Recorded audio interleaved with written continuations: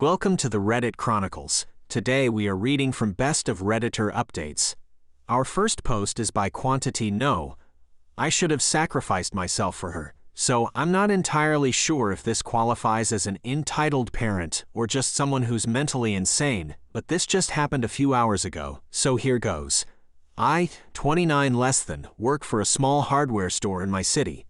I'm about 6 feet 2 inches, chubby, but still muscular from all the heavy lifting I do for work. Early this morning, me, and we will call her Nancy, 49F, were at the store before opening to do inventory. It was about an hour before opening, and Nancy went outside to grab something from her car. She came back in, a few minutes later, at gunpoint, with someone walking behind her. I've never been involved in any kind of robbery before, aside from minor shoplifting attempts, so I froze in place. The gunman pointed it at me, telling me to keep my hands visible and to follow them. Nancy was technically the opening manager and therefore had keys to the store and vault in the back office, so he held me up while she emptied it. He was gone in about 10 minutes, but it felt like an eternity. Our store doesn't have any kind of silent alarm, so once we were sure he was gone, I went and called 911. After I get off the phone, Nancy comes up to me and asks, word for word, "What the F is wrong with you?" I stare at her completely caught off guard and asked her what she was talking about. She proceeds to rant at me up until the police arrive. To sum up her rant, she basically said I was a pathetic excuse of a man for not protecting a single mother when she was in danger. I asked her what she expected me to do in that situation. She expected me to try and get the gun away from him so he couldn't hurt her. It was around that point that the police arrived to take our statements and ensure we were okay. My actual boss is on vacation this week but has given me the next 2 days off, paid. I love this guy, to recover from the shock of the situation and to call him if I need anything. I haven't told him about Nancy's rant yet. I'm still trying to process everything she said to me. Edit. Sorry, still new to posting, wasn't sure if this info is relevant or not. Nancy is divorced, and her son is a 19-year college student who doesn't live with her. During her rant, she kept going on about who would watch my baby if I died, stuff like that. I'm hoping it was just adrenaline from the robbery, but if the next time I see her, she's still acting that way, I'll report her. Edit 2. I greatly appreciate the comments people have sent. I didn't think I'd get that many replies. There have been some comments claiming Nancy was in on it. She seemed genuinely terrified, so I doubt she was, but now I can't get that thought out of my head. So now for the update. To be honest, I'm not sure if I'm more angry or scared right now, but I got off the phone with my store manager half an hour ago.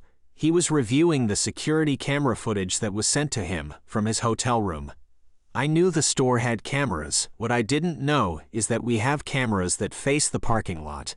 Some of you mentioned it in the comments, so you may not be surprised to hear that Nancy has been arrested for assisting in robbing the store. I can't go into extreme detail, but according to my boss, the gunman was seen exiting Nancy's car when she went outside. They spoke for a bit before walking back up to the store. I don't know much else aside from that the guy was her new boyfriend.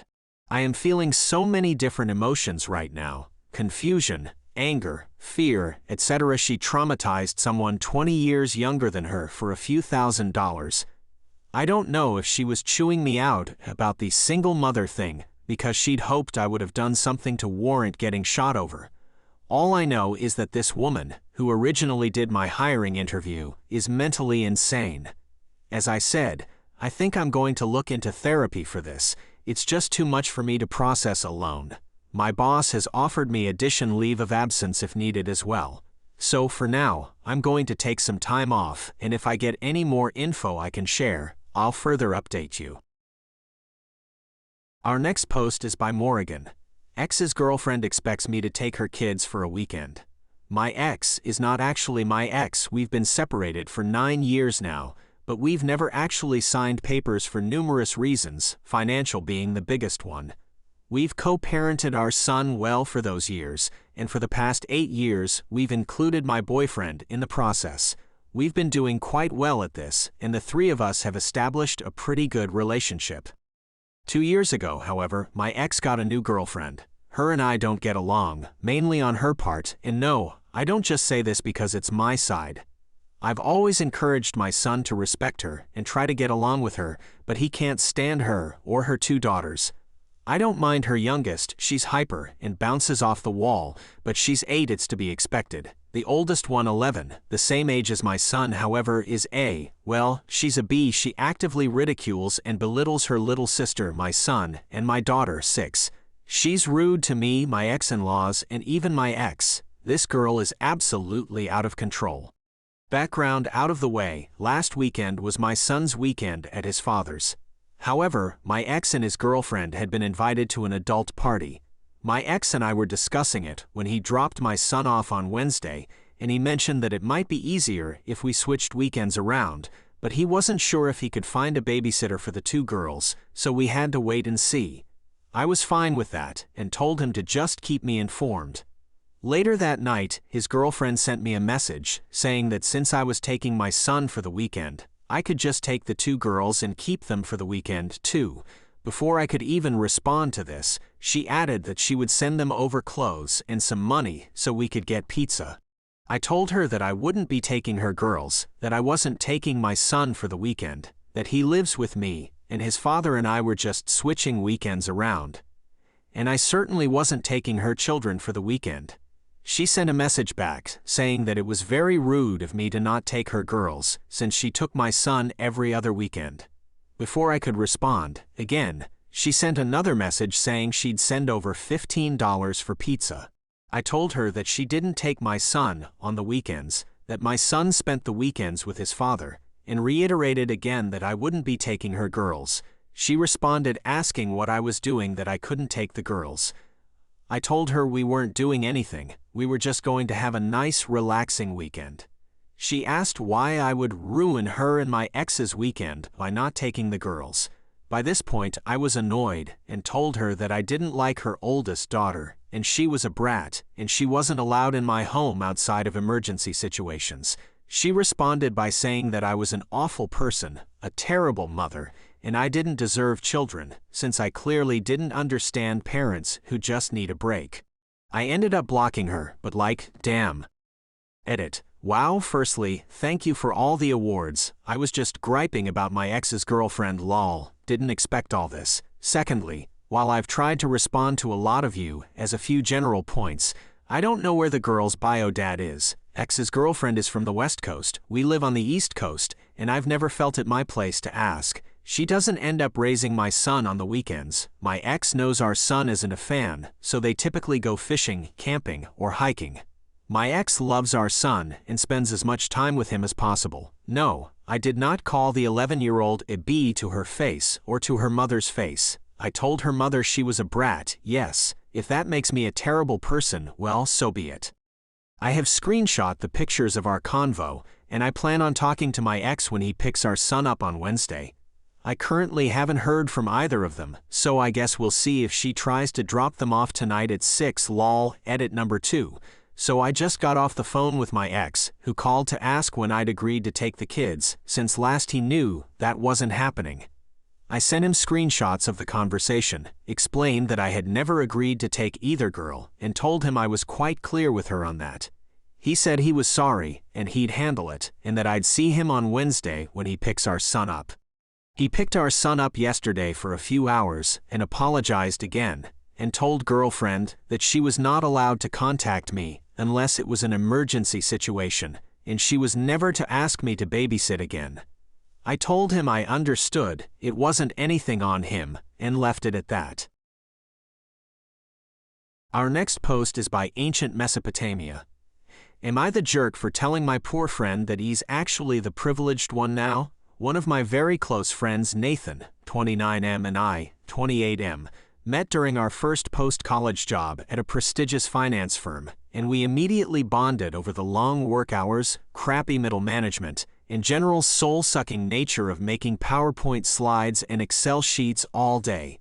For the next few years, a lot of our friendship revolved around us talking about work and how much we hated it. A few years ago, I decided that I just couldn't take the corporate grind anymore, and I quit my job to move into the nonprofit world. While I now certainly make less than I would have at my old job, I'm exponentially happier, healthier, and absolutely love the work that I do. I also still make a very good salary, $80,000 per year, which I feel is more than enough money for me and my needs. Nathan has been ambitiously climbing the corporate ladder and recently became a VP at his firm. He makes well over $300,000 a year. Nathan grew up in a very poor family, and his relatives are still financially unstable and often ask him for money. I, on the other hand, grew up in a comfortable upper-middle-class suburb with parents who have always been financially stable. They're not millionaires, but if anything ever happened to me, they could, and would, help me until I could get back on my feet. Nathan does not have that privilege. I recently got offered my dream job, where I would be making slightly less money than I am now, $75,000 per year. Despite the money, I am genuinely giddy about this job prospect and was pumped to tell my friends. However, when I told Nathan, his response was, "I'm glad you have the financial privilege to take a pay cut," not, "Wow, ancient Mesopotamia, I know you've been really wanting this job for months now and have told me all about how excited you are about it, congratulations," or anything along those lines. I'll admit that I snapped back at him and told him that he makes triple the amount of money I do, and that at some point he needs to realize he's now got privileges of his own instead of pointing out mine. The conversation got a bit heated, and we agreed to hang up and cool off before talking it over later. Now I'm wondering if I should apologize to Nathan for what I said, or if I should stand my ground. I'm feeling angry and a bit defensive, which I realize is exactly the reaction that a spoiled rich kid would have. However, I also do think it was a bit mean of him to say that at that exact moment when I was so excited. And while generational wealth does give privileges that income alone does not, he literally does make over triple the amount of money that I now make, so it seems a tiny bit hypocritical for him to be calling me privileged. Also, as a final note, while my parents certainly are well off, they do not support me financially in any way and have not since I graduated from college 7 years ago. So I leave the judgment to you all. Am I the jerk? Equivalent Joke said it best, "I don't think it matters who's more right here. What matters is whether Nathan has been a good friend and one that's worth keeping." If the answer is yes, a heart-to-heart talk should sort this out. Genuine adult friendships are hard to come by. Don't let a misunderstanding ruin it. Nathan's been my buddy for years, through thick and thin, and so I called him back up to apologize. I mentioned that I really didn't know what his experience had been like, and that I was so proud of him for all he's accomplished, and that I just felt a little hurt and unsupported when he called out my privilege from the get-go instead of being happy for me. It felt like he was minimizing my success, but it turns out he's just been having a tough time at work and didn't respond in the best way to my job news. He apologized too, and we had a really nice conversation. I think that since we started our careers at the same place and time, that it's easy for us to compare ourselves, and we're both guilty of the competitive comparison game with each other. Anyway, it's all good now, and I think we've opened up a good dialogue where I can learn more about my buddy's past and what it's been like for him, and try and support him with some of the mental struggles of coming from poverty. Listen to Equivalent Joke and have heart-to-hearts with your friends and learn from your mistakes. Also, Nathan and I will be going to a baseball game next week, and he offered to buy the tickets because he's loaded, and I'm a non-profit schlub. Both his words, both said with love. Thank you for listening to the Reddit Chronicles. Follow for more content.